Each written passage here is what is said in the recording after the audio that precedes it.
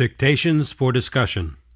A listening-speaking text by Judy DiFilippo and Catherine Sado. Published by ProLingua Associates, Brattleboro, Vermont. www.prolinguaassociates.com. Copyright 2003 by Judy DiFilippo and Catherine Sado. Disc 1. Immigration Statistics. Dictation. 1. Since the founding of the U.S., more than 55 million immigrants from every continent have settled here. 2. During the 1990s, an average of more than 1 million immigrants, legal and illegal, settled in the U.S. each year. 3. Legal immigration fluctuates between 700,000 and 900,000 each year, and the INS estimates that 420,000 illegal aliens settle here each year. 4. Since 1970, more than 26 million immigrants have settled here, representing about one-third of all people ever to come. 5. The largest number of legal immigrants to come in the 70s and 80s came from Vietnam, Cambodia, Laos, Mexico, El Salvador, Guatemala, and Haiti. 6. Of the immigrant groups, there are 30 million Latinos, now the largest minority, outnumbering African Americans. 7. In California, home to over 4 million Asian Americans, 75% of all Californians are working for Asian-owned businesses or paying rent to an Asian landlord. Men putting family first. Dictation. While previous studies portrayed American men as more concerned about power, prestige, or money than about their families, new findings from the Radcliffe Public Policy Center indicate men between the ages of 20 and 39 are more likely to put family matters first. In releasing its national survey of attitudes about work, life, and family relationships, Radcliffe said the findings suggest a generational shift, with younger men breaking ranks with their fathers and grandfathers. The study involved phone interviews with 482 men and 526 women. The margin of error is plus or minus 5 percentage points. Of the male participants between ages 20 and 39, about 82% placed time with family at the top of a wish list that included flexible schedules. Additionally, 71% said they would give up a portion of their pay to ensure they could have more time with their families. In contrast, 80% of the men between 40 and 49 said doing work that allowed them to utilize their skills was more important than community service, additional family time, or job security. Of men 50 to 64, 82% said they were chiefly concerned with developing good relations with coworkers. The men who are in their 60s have always seen themselves as sole breadwinners, said Paula Raymond, director of the Radcliffe Center. If you look at the research conducted over the years, you'll find that the baby boomers in their 40s and 50s grew up thinking of themselves as primary breadwinners. Younger men, however, are working alongside women, and they are more likely to talk about sharing family responsibilities and about equality. When Harris pollsters interviewed women ages 20 to 39, they pinpointed another trend. 25% said they did not plan to have any children, up from 19% in a 1993 survey. These are young women with dual-income parents or people with single parents who now feel that it's impossible to do it all, Raymond said. These young women are not saying they are not going to get married, but they are ambivalent about having children. And what we are seeing is that the average age for women to have children has increased from 21 years old to approximately 27 years old, a 5-year jump for the first child. Staying in the nest. Dictation. The caps and gowns have been used and returned, yet many baby boomers are finding that the commencement to their grown-up kids' life away from home has been put off indefinitely. In a development that would have repulsed many boomers in the generation gap days of their own youth, returning to the nest, or not leaving it, is becoming increasingly commonplace. A weaker economy and shrinking job market appear to have accelerated the trend and produced more of what American Demographics magazine calls boomerangers. This year, about 670,000, or 56% of university graduates, plan to live with their parents for some period of time. Sociologists and other observers say that besides the financial reasons, boomers themselves, those turning 37 to 55 this year, are encouraging the trend. The negative thing about moving home has really been reversed, says author Faith Popcorn. A lot of parents have a best friend relationship with their kids. I think baby boomer parents really have gotten the idea that home is fun and casual, and they never wanted their kids to leave in the first place. The financial security of the most prosperous generation ever and their bigger houses have made this once unthinkable living arrangement much more appealing to both sides. Ward Simpson and his wife have 2 sons and a daughter who keep going away and coming back, going away and moving back.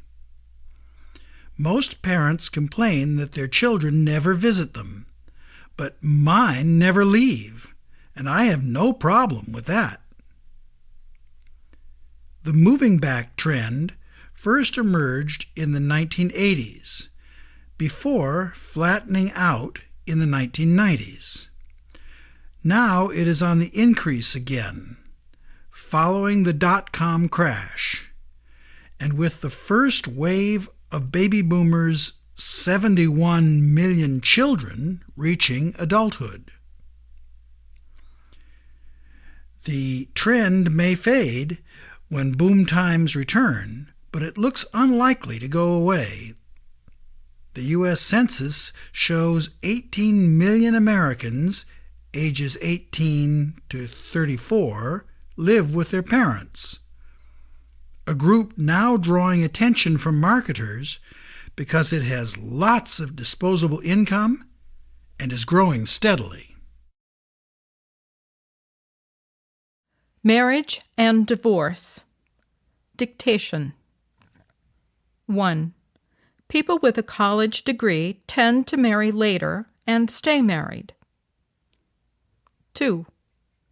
Among married women ages 25 to 44 with a college degree, 15 out of 1,000 divorced within a year, compared with 30 out of 1,000 women with just a high school diploma.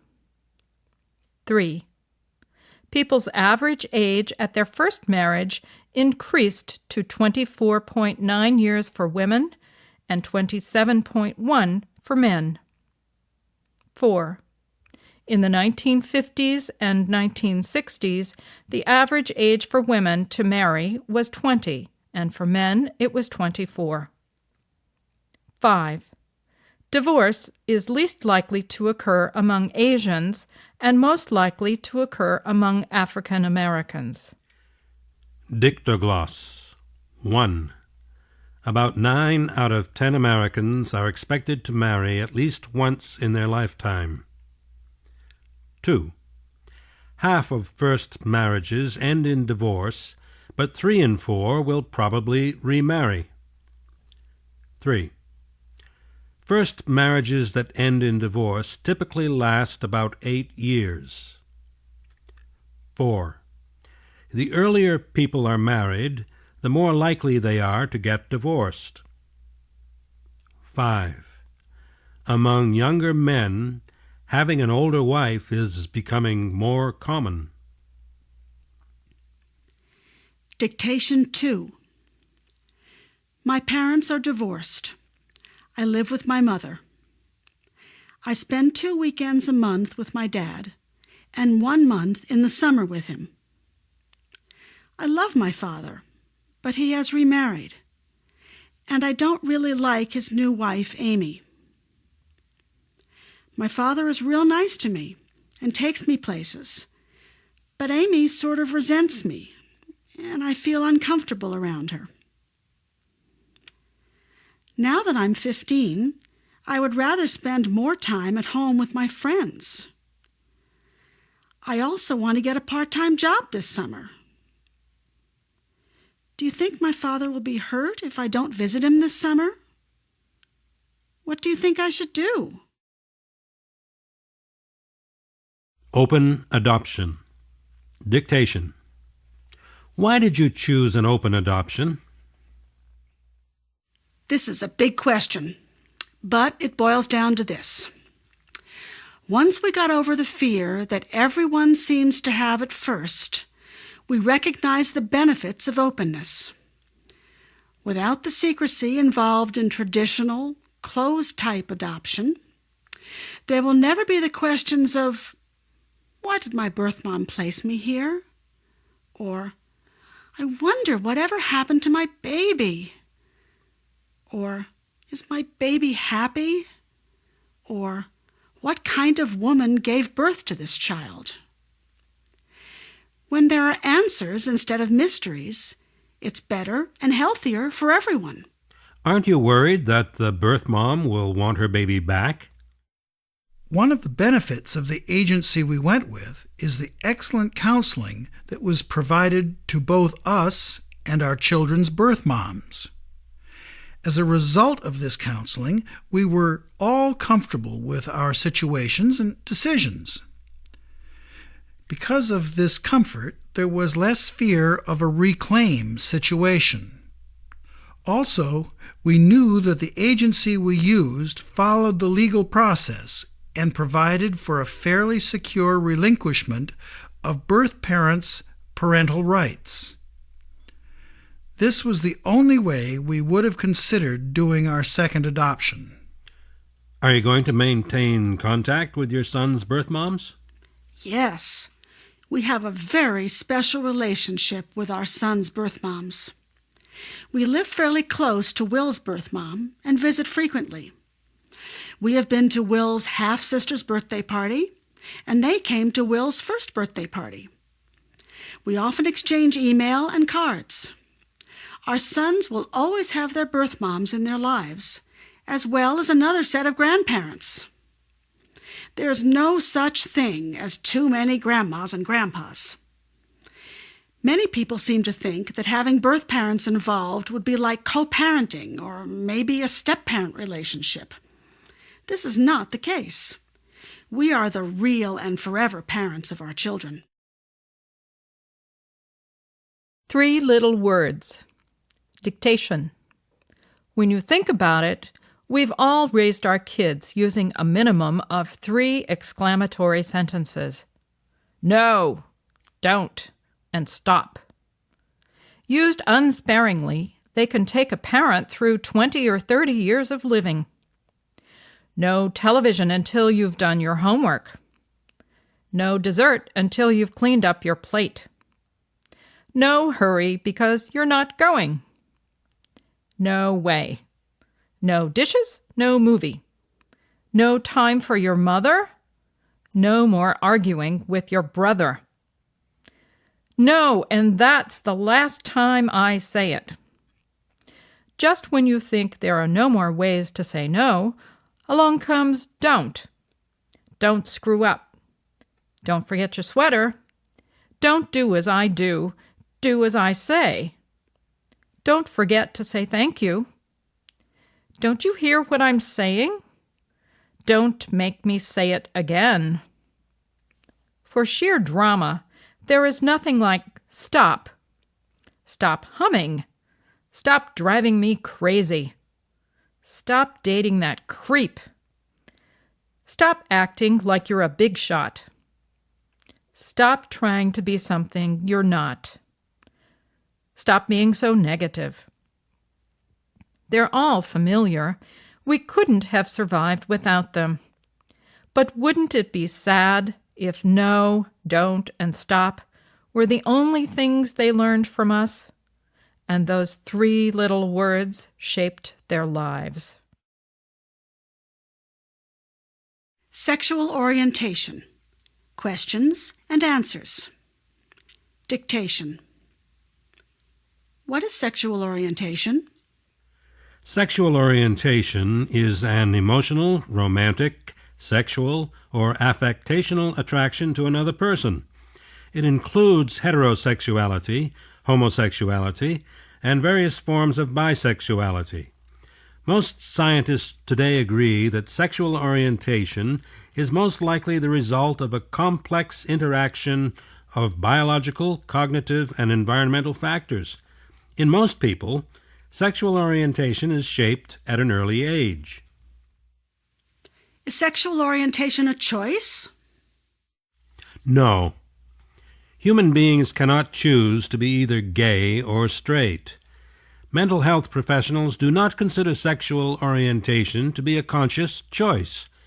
There is considerable evidence to suggest that biology, including genetic or inborn hormonal factors, plays a significant role in a person's sexuality. Can therapy change sexual orientation? No. Even though most homosexuals live successful, happy lives, some homosexual or bisexual people may seek to change their sexual orientation through therapy because they are often pressured by family members or religious groups to try and do so. The reality is that homosexuality is not an illness. It does not require treatment and is not changeable. Is homosexuality a mental disorder or emotional problem? No. Psychologists and other mental health professionals agree that it is not an illness, mental disorder, or emotional problem. This belief is based on 35 years of objective, well-designed research. Why is it important for society to be better educated about homosexuality? Educating all people about sexual orientation and homosexuality is likely to diminish anti-gay prejudice. Accurate information is especially important to young people who are first discovering and seeking to understand their sexuality, whether homosexual, bisexual, or heterosexual. Is there any legislation against anti-gay violence? Yes. Some states include violence against an individual on the basis of his or her sexual orientation as a hate crime, and 10 U.S. states have laws against discrimination on the basis of sexual orientation. Older learners. Pair dictation. Did anyone predict there would be so many adult students? Nobody in 1980 assumed that the number of adults going to college would be so high today. Of the 15 million students in college, almost half of them are adults with kids and jobs. The Joe College stereotype the 18 to 22-year-old full-time student in residence on campus, accounts for only 20% of the 15 million students. Dictation. For Chi-Hing Wang, nothing is more important than education. That's why at age 68, she decided to go back to school to get her high school diploma.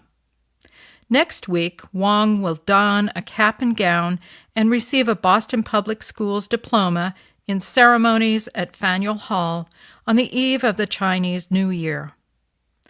It has always been my dream to go back to school, said Wang, who will be 69 in 2 weeks and plans to attend college. No matter what age you are, you can learn. It is never too late. Wang moved to Boston from China in 1975. While she had been a teacher in China and Okinawa, she did not speak English, nor did she have the credentials to teach here. So she went to work in a daycare center and concentrated on taking care of her family. She also took adult education classes and English classes. When a broken hip forced her to retire from her daycare job in 1992, Wang saw an opportunity. Her children were grown, and she had plenty of free time, but she worried that she was too old to go back to school.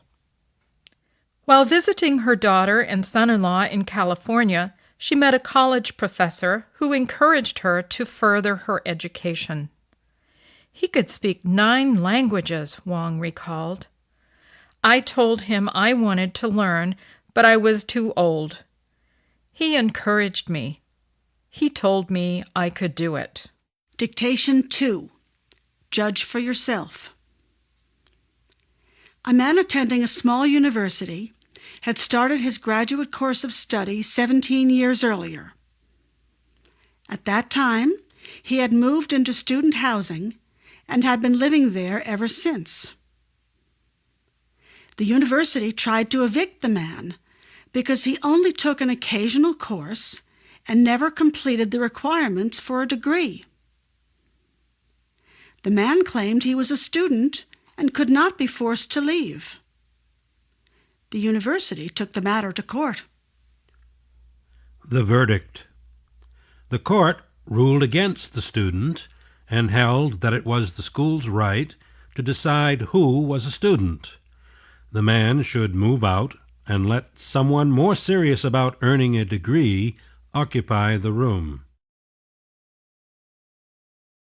The psychology of shopping. Dictation. 1. Market research has found that the color light purple makes customers feel like spending money. 2. Upon entering a store, most shoppers head straight ahead. 3. The only reason that people shop is that they need something. 4. The main reason that people shop on the internet is that there is no sales pressure. 5. Women have a greater affinity for shopping than men. 6. Closed-circuit surveillance TVs are illegal in stores. 7. Express lanes were introduced to reduce shopper frustration. Dictation 2. 1. The use of shopping as a social activity seems unchanged, however. Women like to shop with friends egging each other on and rescuing each other from ill-advised purchases. I don't think we'll see 2 men set off on a day of hunting for the perfect bathing suit. As we've seen, studies show that when 2 women shop together, they often spend more time and money than women alone. They certainly can outshop and outspend women saddled with male companions. 2. Here's an example. The trademark of the Gap and many other clothing stores is that you can easily touch, stroke, unfold, and otherwise examine at close range everything on the selling floor. A lot of sweaters and shirts are sold thanks to the decision to foster intimate contact between shopper and goods. Dictation 3 and decision making. 1. You buy a scarf from a discount store as a gift for a friend who is very label conscious. You have an empty box from a trendy store. Do you repackage the scarf in the box and give it to your friend? 2. A good friend has just bought a very expensive sweater and asked you if you like it. You think it is awful. Do you say so? 3. You're in an exclusive boutique. While trying on clothes in the dressing room, you get lipstick on a designer dress. Do you inform the salesperson? 4. You accidentally drop your new amplifier and it no longer works. There is no visible evidence of the accident. Do you try to return it without mentioning the accident? 5. The price tag on the suit you are buying is $280, but the salesperson has only rung up $28. Do you ask if there is a mistake? Television. Pair dictation. 1. In 1980, only 10% of American homes had a television, but by 1990, the percentage had grown to 90%. 2. The average American child will witness over 200,000 acts of violence on television, including 16,000 murders before age 18. 3. Watching TV has been linked to obesity in children. 4. Children mostly watch TV with friends or family. 5. 95% of homes have a television. In fact, more families own a television than a phone. 6. The average child spends approximately 56 hours a week watching television. 7. 46% of all television violence identified by a study took place in children's cartoons. 8. Studies show that higher rates of television viewing are correlated with increased tobacco usage, increased alcohol intake, and younger onset of sexual activity. Dictation 2. Most of us are at least dimly aware of the addictive power of television through our own experiences with the medium. Our compulsive involvement with the tube too often keeps us from talking to each other, from working and learning, and from getting involved in community affairs. And yet, we cannot seem to turn the set off, or even not turn it on in the first place. Doesn't this sound like an addiction? Dictation 3. Judge for yourself. Jerry, a 15-year-old boy living in Florida, broke into his neighbor's house, shot the 80-year-old woman, and escaped in her car. At the trial, the defense pleaded not guilty to the charges by reason of temporary insanity brought on by Jerry watching too much television. He watched more than 6 hours a day, loved crime shows, and had just watched a movie which contained scenes similar to the murder he had committed. The verdict. The court ruled against Jerry, stating that there was no evidence that television destroyed the ability to distinguish right from wrong. Movies. Dictation. Tula is 30 and unmarried, which means as a nice Greek girl she's a failure. All her cousins did the right thing, married Greek boys and made Greek babies. So everyone worries, what will become of Tula? Then one day she sees the ultimate unattainable guy and realizes the only way her life will get better is if she gets away from her big, fat Greek family. Tula escapes from the family restaurant. She exchanges her seating hostess jacket for a college diploma, convinces her aunt to give her a new job, and trades in her Coke bottle glasses for contact lenses, just in time for him to walk back into her life. Ian Miller is tall, handsome, but definitely not Greek. Their courtship is an Olympian culture clash. Can Ian handle Tula, her parents, her aunt, uncles, cousins, and several centuries of Greek heritage? Will Tula discover the love she's been missing right in the heart of her big fat family? One thing is for sure, for better or for worse, for richer or for poorer, with Ian's proposal, Tula is headed for her big fat Greek wedding. Cults on campus. Dictation. Sean, student at UCLA. In the middle of my freshman year, I was having a tough time socially since I broke up with my girlfriend and my roommate was always out with friends.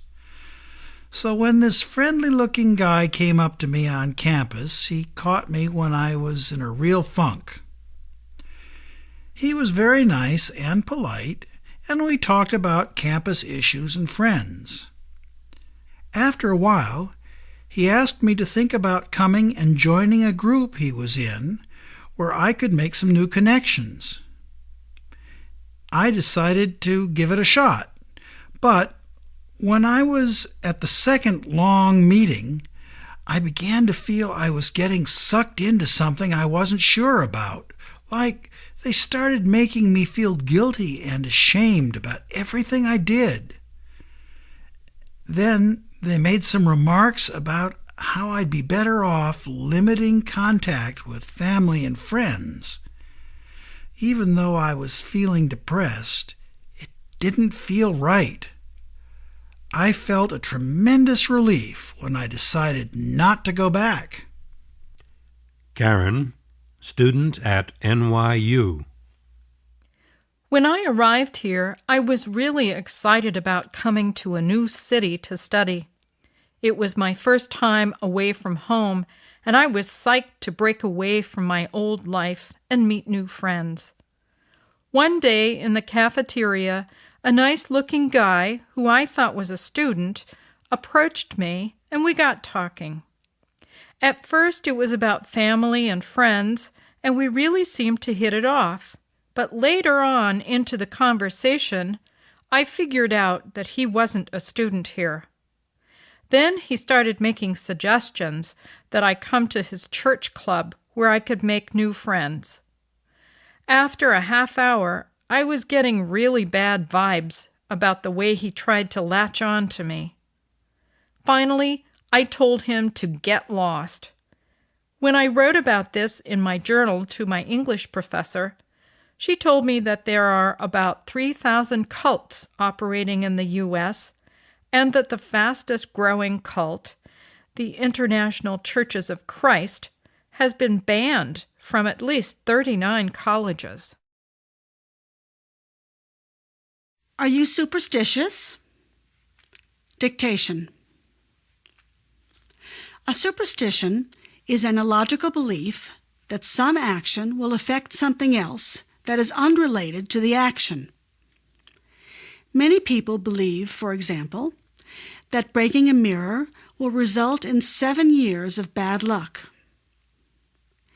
When one speaks of good fortune, Knocking on wood is said to ensure its continuation. Lucky charms, rabbit's feet, and other amulets provide insurance to keep the possessor safe. Many superstitions began in religious belief. The cat has been worshipped by several cultures, including the ancient Egyptian. The fear that a black cat crossing one's path will bring misfortune may come from the old belief in its power. Many athletes have their own superstitious rituals. They often make a connection between a victory and some article of clothing or jewelry. When questioned about this, most will reply that they don't want to take chances. Belief in certain superstitions tends to run in families. Most people who throw spilled salt over their shoulders saw their parents doing the same thing when they were young. They may or may not know that the original reason was to keep the devil from getting too close. One danger of superstition is that it encourages people to believe that their future is out of their hands. However, most of us who knock on wood, carry a lucky charm when we fly, and never walk under a ladder say that our behavior is due to habit or sentiment. Pair dictation.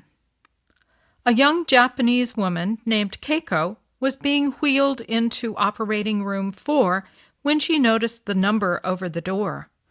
She began to cry softly. The nurse became concerned and asked what was wrong. Keiko was embarrassed, but explained that the Japanese character for the number 4 is pronounced the same as the character for the word death. Already concerned about her health, Keiko was disturbed to be wheeled into a room labeled death. Although she said it was just a silly superstition, Keiko was unable to let go of her fear. The surgery went well despite the room number, but the patient suffered needless anxiety. Had the hospital personnel mentioned to Keiko that she was being scheduled for room 4, her feelings might have become known in time to reschedule her surgery into a different room. Room number 3, for example, would have been appropriate, because 3 in Japanese characters also means life. Make a difference. Be a volunteer. Dictation. Like millions of other people, Perry Flicker saw the World Trade Center towers collapse on TV. The world's towers, he thought. How could he sit by and watch? So, when he heard volunteers were needed to deliver water, Gatorade, candy, and goggles to the disaster site, he raced the 35 miles from his office in New Jersey to what became known as Ground Zero. After that first exhausting and terrifying day in ash-covered ruins, he remained there. For 2 weeks, Flicker submerged himself in a personal need to help others, just as all Americans began a universal marathon effort to shore up the human spirit. There were mounds of supplies on a dock there, so I couldn't leave, says Flicker, a hardware production supervisor for Intel Corp in New Jersey. I just started working on the pile. All night, sorting jeans, power bars, flashlights, gloves, sweatshirts, T-shirts. Then it just kept coming. I was up 3.5 straight days without sleep. Previously, Flicker was hardly a career volunteer. He had visited sick and lonely senior citizens. He had helped out with Salvation Army drives. Now, he'll never look at volunteers the same way. I couldn't get over the humility and compassion for people there, he says. Firefighters were walking on shards and twisted metal to try to find survivors, and they were thanking me. Thanking me? That's incredible. Nobody felt like a hero there. We all just felt like people who had something to do. Dictation and discussion. 1.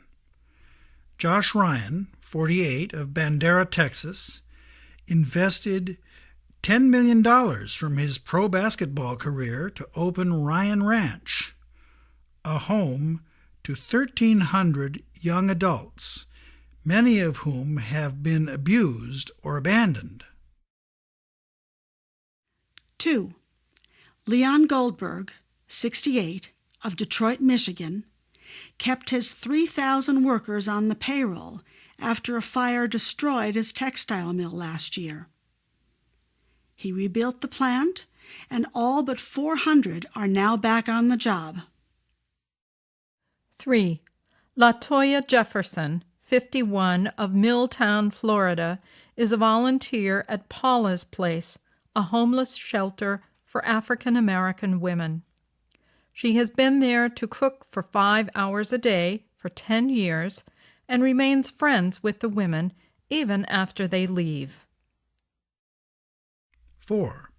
Addie Mae Carlson, 75, of Oakdale, California, has been running low-cost summer camps for disabled children for 5 years. She accepts no salary. 5. Bob Dean, 36, of Chicago, Illinois, grew up in a poor neighborhood and knows what it's like to be on probation. One day he showed up at the courthouse and offered to help kids in trouble. He's been volunteering for 12 years, sometimes 30 hours a week. I've seen a lot of pain, he says. 6. Lena Chin, 52, of New York City, arrived from China in 1986 and soon began volunteering several days a week in her city's Chinatown to help Asian immigrants whose inability to speak and read English makes it impossible for them to fill out the complicated forms required for health benefits.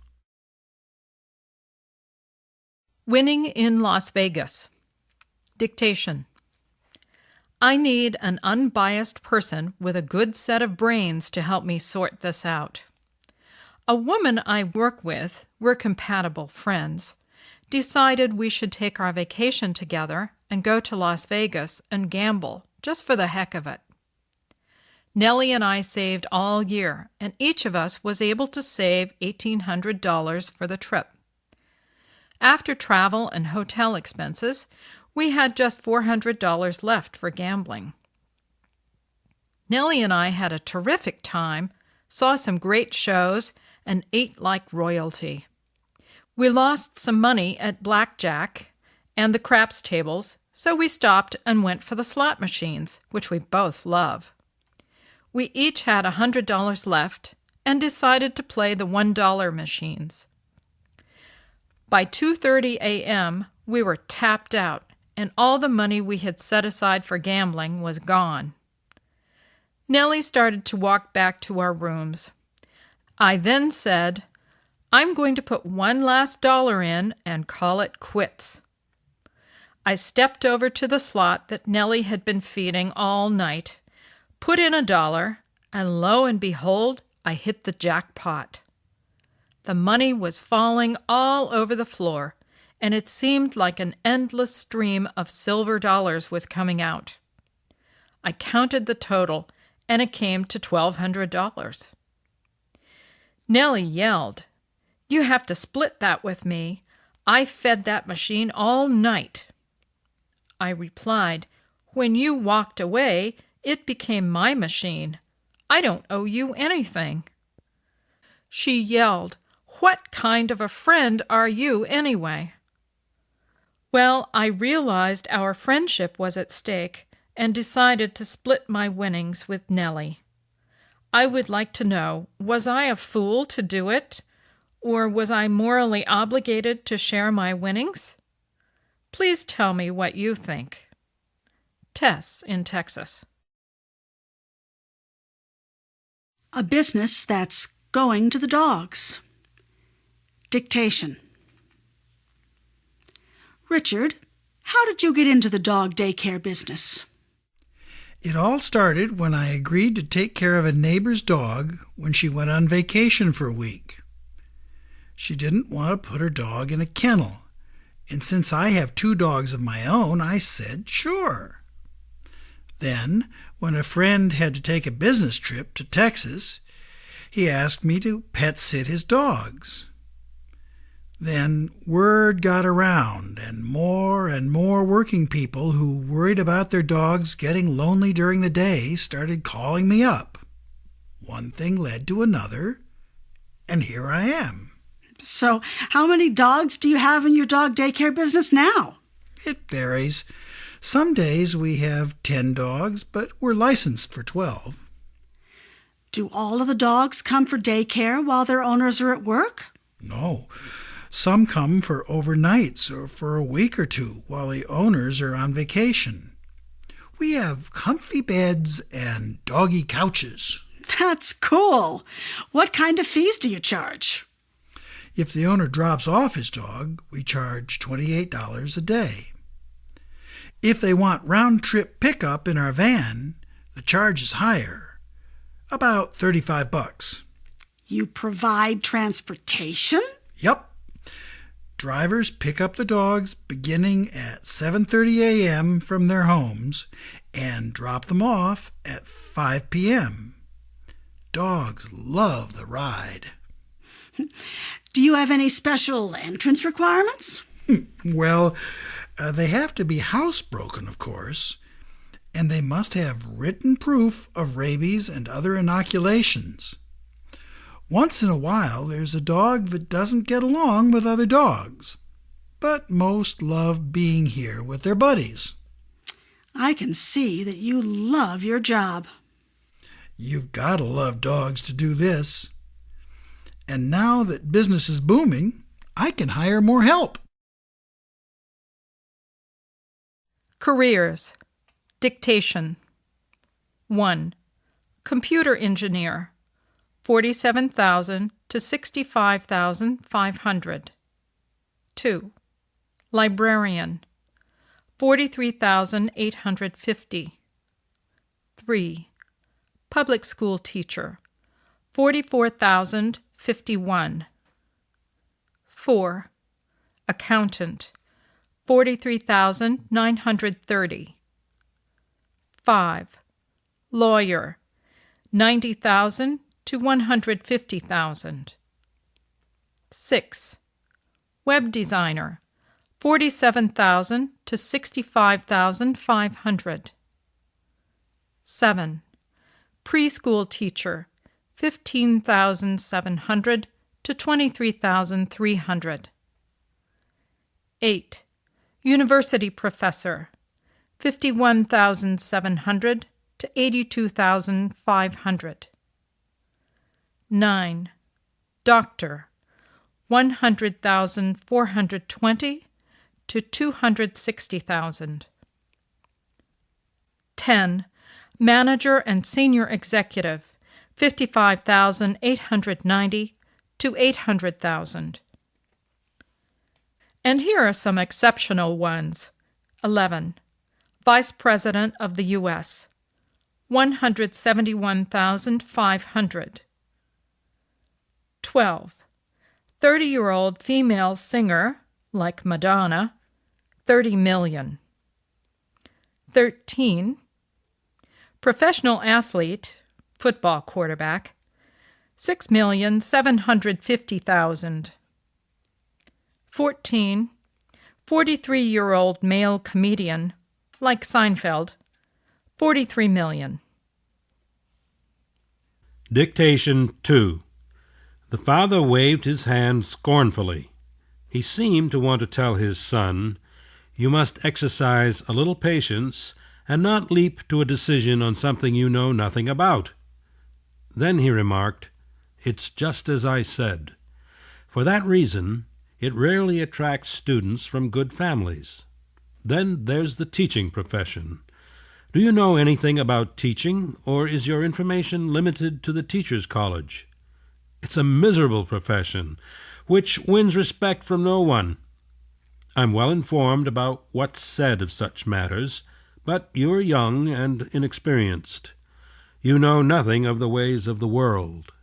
It's an occupation uniting people who have modern educations with the products of traditional religious education. It's one utterly devoid of grandeur and esteem. I'm acquainted with men of distinction and civil servants who have flatly refused to allow their daughters to marry a teacher, no matter how high his rank. The son was sorry, but could only repeat with all the politeness and delicacy he could muster a phrase he had picked up in his reading: learning's superior to prestige and wealth. The father, Al-Said Ahmad, looked back and forth between Kamal and the wardrobe, as though appealing to an invisible person for confirmation of the absurdity of the idea he had just heard. Then he said indignantly, "Really? Have I lived long enough to hear drivel like this? You imply there's a difference between prestige and learning.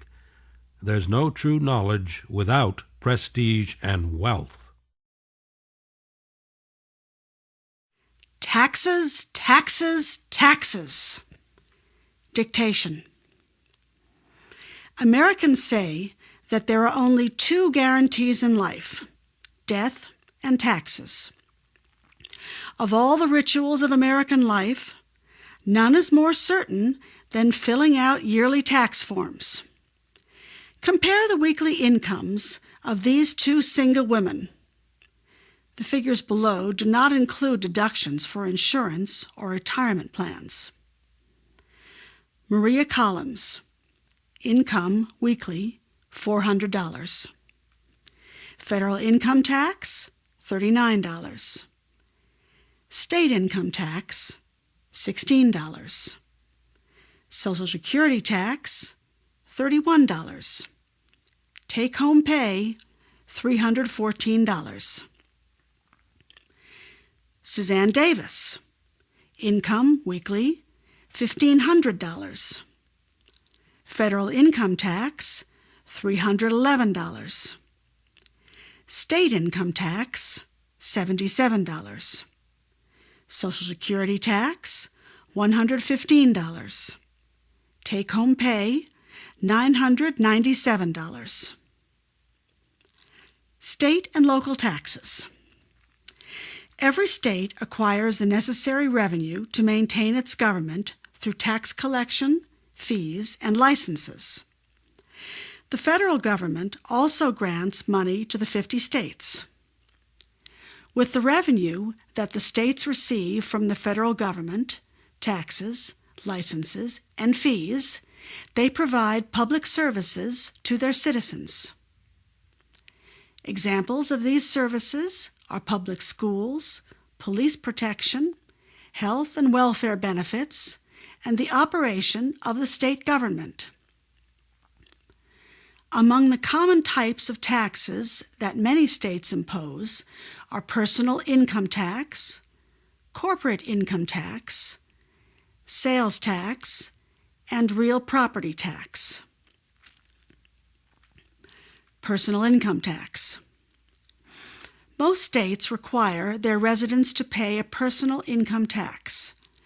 These states generally use one or two methods to determine income tax. These two methods are the graduated income tax and the flat rate income tax. And both methods require the taxpayer to figure his or her taxable income.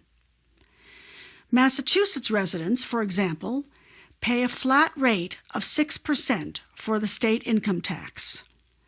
But all Americans pay a graduated federal income tax.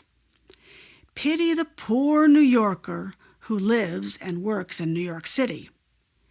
This person has to pay 3 income taxes: federal, state, and city taxes.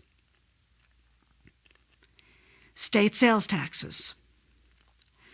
A sales tax is levied on the sale of goods and services. Very often, you pay sales tax when you buy something. The consumer tax system taxes the retail sale.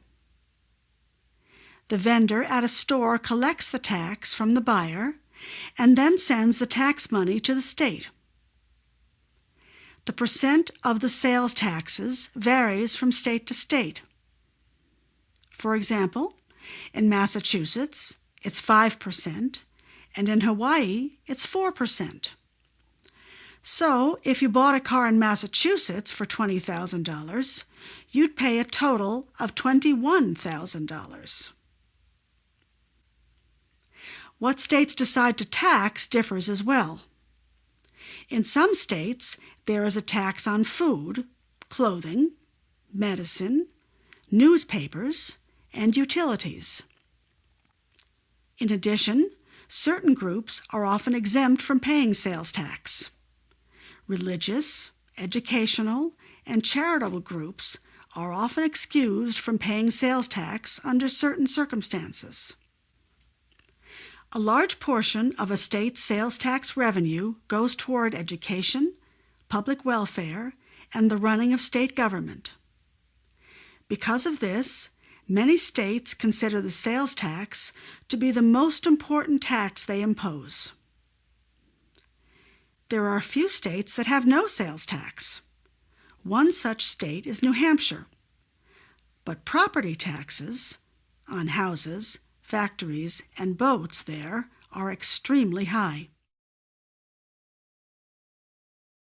The Trials of Tipping. Dictation. Tipping says, "Thank you for a good service," explains Judy Bowman, president of Protocol Consultants International, who specializes in training businesses and corporations in business and dining etiquette. According to Bowman, the standard going rate for tipping has gone up in the last year from 15% to 20%. If you leave a 10 or 15% tip, you're going to get raised eyebrows. The most important thing to remember about tipping is that you tip members of the service industry, people who rely on tips to make a living, not the management. Think about your waiter as the guy who sits next to you in economics class, and your tipping outlook may change. Major tipping situations that people run into on a regular basis include trips to the hair salon, restaurants, taxis, bars, and food delivery services. For each service, a basic tip is required, but it's up to you to decide how much to give. For someone who goes above and beyond the call of duty, you would give a tip closer to the 20% range. For example, when ordering pizza, use the time as a gauge for tipping. If you're told the pizza will arrive in 20 minutes, but it comes in 15, you should tip higher. On the other hand, if the pizza is late or you've had a tough time dealing with the people in the home office, you are completely entitled to tip lower or not at all. If you are not going to tip, explain why. This way, the delivery guy will know what he's done wrong. The same rule of thumb should follow with taxi drivers, hairstylists, and waiters. But if you often go to the same hairstylist or restaurant and the service is good, tip well. The staff will remember you. Hold the pickles. Hold the lettuce. Dictation. What is perhaps most astonishing about America's fast food business is just how successful it has become. What began in the 1940s as a handful of hot dog and hamburger stands in Southern California has spread like kudzu across the land to become a $110 billion industry. According to Eric Schlosser, the author of Fast Food Nation, Americans now spend more on fast food than they spend on higher education, personal computers, computer software, or new cars, or on movies, books, videos, and recorded music combined. Mr. Schlosser writes that on any given day in the United States, about 1/4 of the adult population visits a fast food restaurant, and that the typical American now consumes approximately 3 hamburgers and 4 orders of French fries every week. An estimated 1 of every 8 workers in the United States has at some time been employed by McDonald's, he adds. And the company hires more people than any other American organization, public or private. As fast food franchises from McDonald's to Pizza Hut to Kentucky Fried Chicken go global, this dynamic has assumed international flavor. In Brazil, Mr. Schlosser reports, McDonald's has become the nation's largest private employer. Classes at McDonald's Hamburger University in Oak Park, Illinois, are now taught in 20 different languages. And a Chinese anthropologist notes that all the children in a primary school in Beijing recognized an image of Ronald McDonald. For the Chinese, the anthropologist noted, McDonald's represents Americana and the promise of modernization. The People's Court. Dictation. Case 1. 2 women gave their landlord an $800 security deposit before moving into their apartment. When they moved out 3 years later, the landlord refused to return the $800. He said that the women had left holes in the walls from hanging pictures and stains on the carpet. The women claimed the slight damage was from normal wear and tear of apartment living. In court, the landlord produced bills totaling $1,500 for painting and cleaning he had done.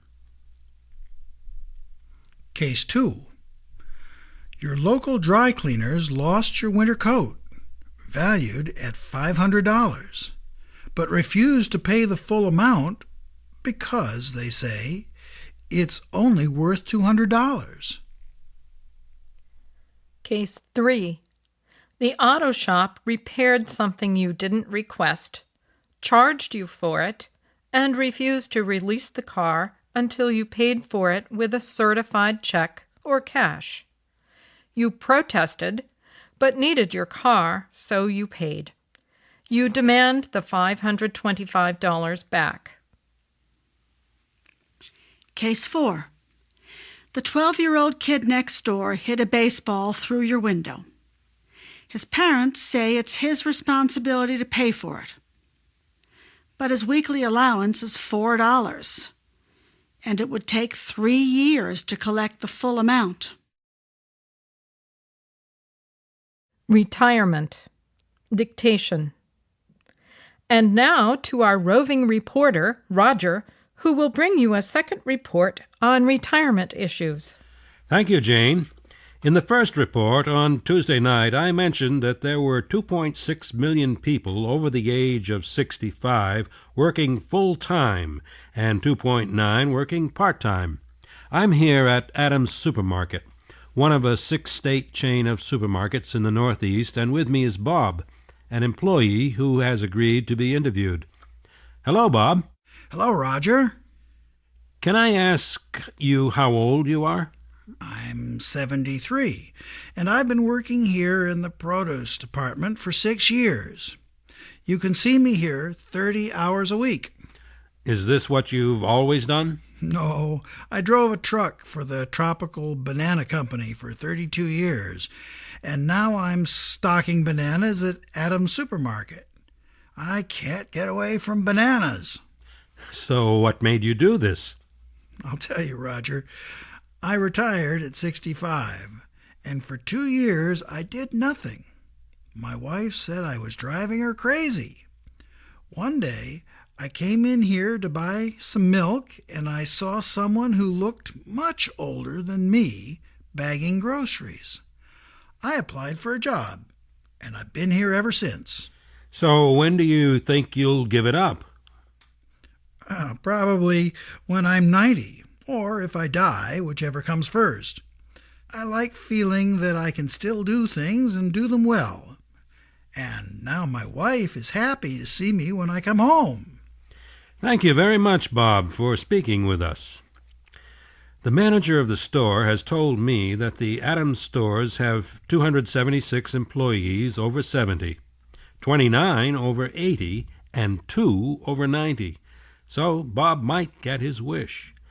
The manager also said that he wished he had many more older employees. He appreciates their life experience and their sense of responsibility. I'll be back next Tuesday to talk about those workers over 65 for whom retirement is just a dream because their nest eggs are falling short. Childhood. Dictation. 13-year-old Tracy has a stereo, TV, and VCR in her room. Her parents buy her the latest CDs, and they give her a daily allowance of $10. If I want something or I need something, I just say, "Can you take me shopping?" says the South Boston 8th grader. If I go to the mall with my friends, my parents give me money. They don't tell me no, really. Tracy, however, says she's not spoiled. She does not have a cell phone, for instance, unlike many of her friends. She is the new face of American teen spending, a member of a generation that has grown up during an era of almost uninterrupted prosperity. Nearly a third of American teenagers carry cell phones. They eat out with their friends at least once a week.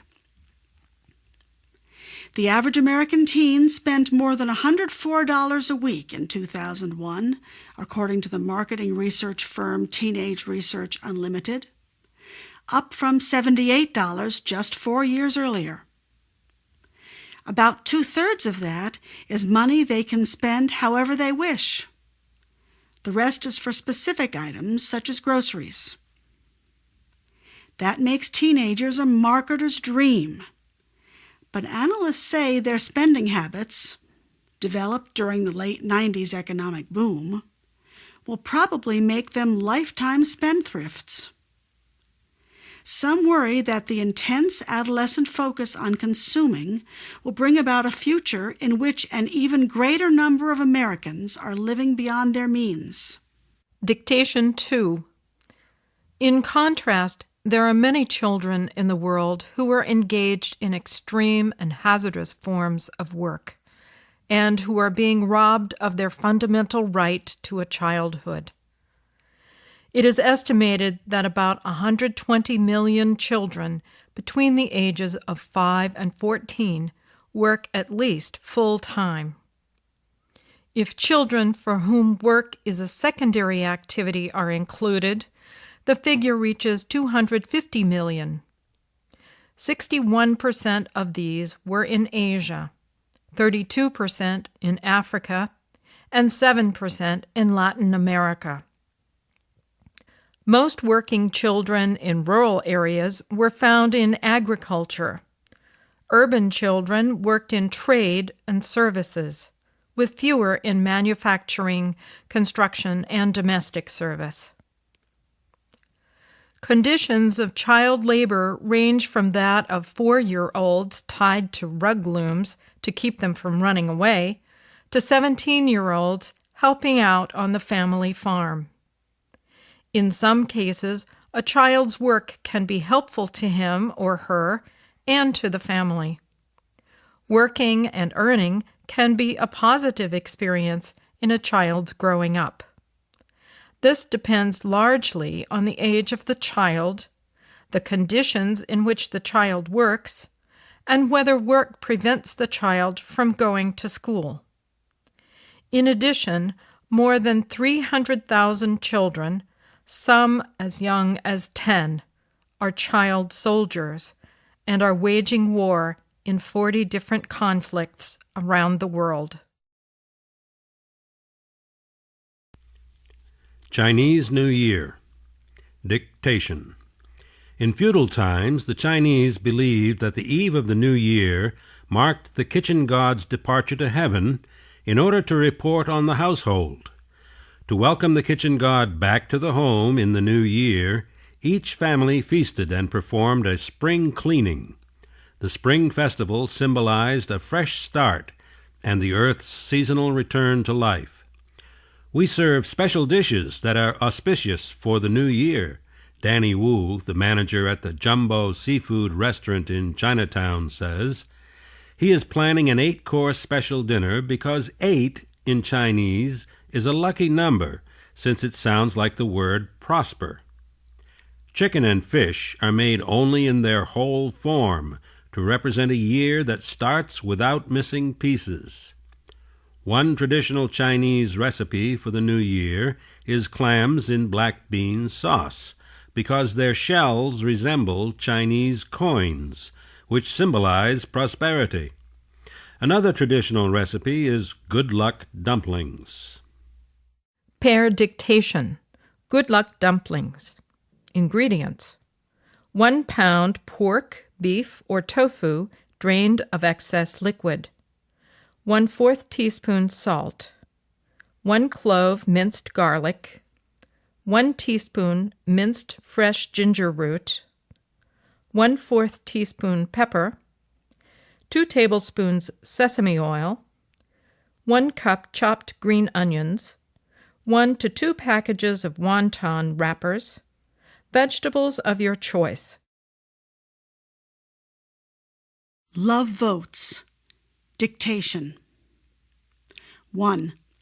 You've accepted a date when someone you really like calls you up and asks you out for the same night. You try to get out of the first date. 2. You find out that your spouse is infertile. You really want children of your own and cannot accept adoption. You leave your spouse. 3. Your favorite sister is engaged to marry a man who, in your opinion, is bad news. She is in love. You try to talk her out of it. 4. You have a serious, long-distance romance in your country. To relieve loneliness, you start a romantic friendship locally. You bring up your commitment to the local person. 5. Your teenage daughter is dating a man of another race. You try to break them up. 6. In order to marry someone you love, you must give up your religion and change to theirs. You do it. 7. You give your mate a gift worth $200. Then you break up a month later. You ask for it back. 8. You've been going out with a person who loves you much more than you love them. You've been upfront about your feelings, but your mate doesn't care. You end the relationship now in order to spare them a greater hurt later. Independence Day. Dictation. 1. France. 2. United States of America. 3. Brazil. 4. Australia. 5. Canada. A. July 4, 1776. B. September 7, 1822. C. July 1, 1867. D. July 14, 1789. E. January 26, 1901. Dictation 2. July 4th, the anniversary of the day the Declaration of Independence was signed, is a day in the United States that everyone looks forward to. About a week before the celebration, you will see small and large flags flying and stores beginning to display red, white, and blue decorations. In almost every little town across the country, there is a parade. People line the route, cheering and waving little flags. The parade often begins with a line of antique cars dating from the 1920s and 30s, followed by old soldiers marching and playing patriotic songs like Yankee Doodle Dandy. Even in the age of dazzling technology, Americans like to maintain the tradition of an old-fashioned parade. In the afternoon, friends and family will gather for a picnic or barbecue. At one time, fresh salmon and fresh peas were part of a traditional menu, but the barbecue lends itself to chicken, steaks, and hot dogs, all-time American favorites. Everyone waits for dark when the fireworks begin. Most large cities have extravagant concerts and firework displays. In Boston, on the Esplanade by the Charles River, 350,000 plus people will gather to watch and hear the Boston Pops. Some of the crowd will have gotten up at 6 a.m. to get good seats for this great show. The crowd will sing along to the well-known songs, and a popular star will read the Declaration of Independence while the orchestra plays in the background. The last piece, Tchaikovsky's 1812 Overture, will include real cannons firing. This is the traditional ending, and the crowd cheers as the orchestra plays its last notes. Finally, the moment arrives, and you can hear the crowd's oohs and ahs as the sensational half-hour of fireworks begins to light up the sky with red, white, and blue shells that burst and then float gently down